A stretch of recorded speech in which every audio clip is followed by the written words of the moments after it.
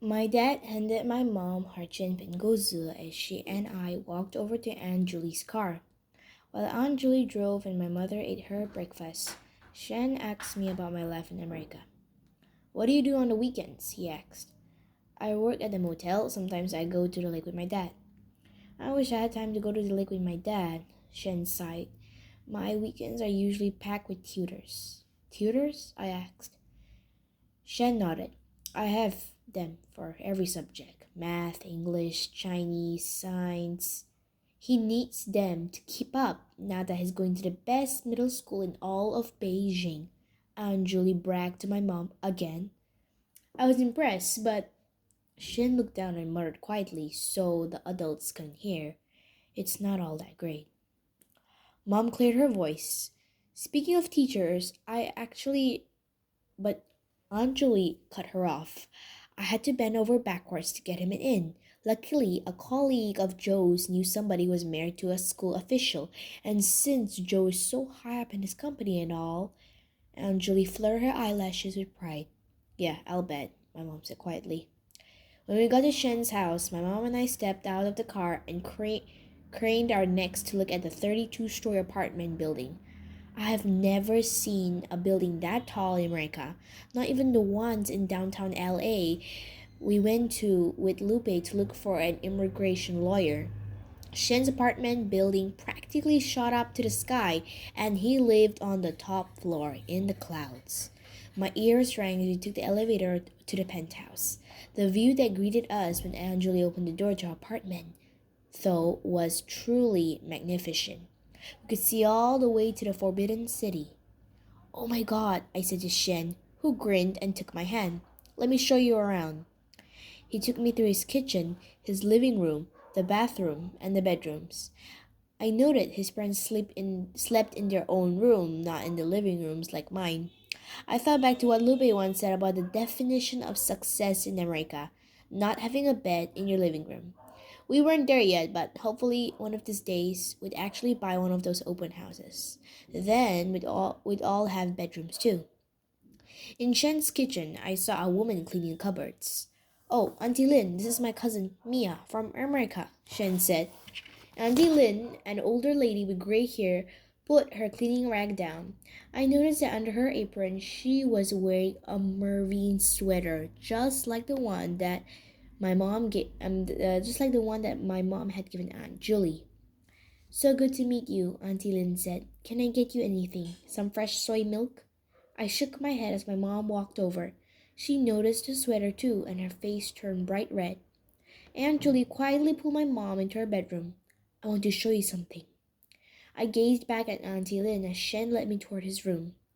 How could Aunt Julie give my mom's present away like that?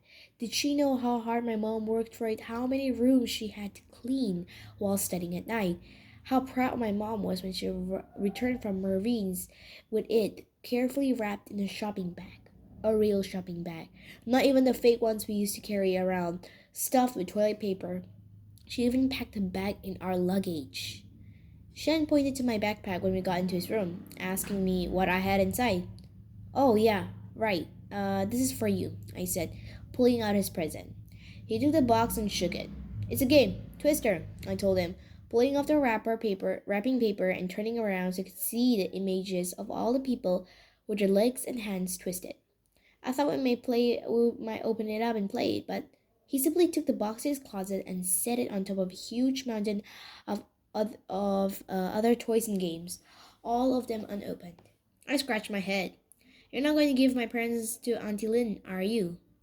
I asked, half joking. I pictured Auntie Lin playing Twister in the kitchen by herself in my mom's polka dotted sweater.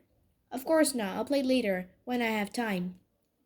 I walked over to his closet and examined the stack of boxes.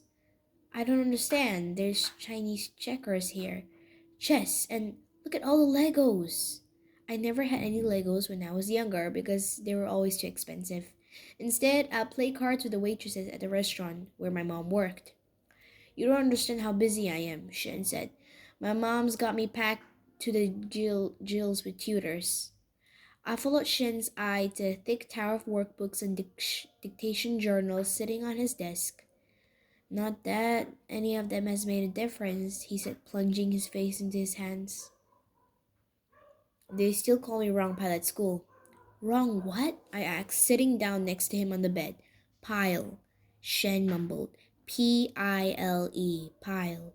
Like I should have gotten rejected. That's only because of my parents' influence that my letter ended up in the acceptance pile. Whoa! My fingers dug into my palms. How dare they say such a horrible thing to my cousin? I wanted to find those bullies and fling them halfway across the world into the Calavista dumpster. How long has this been going on? I asked. Pretty much since we moved here, he said. I tried to tell you.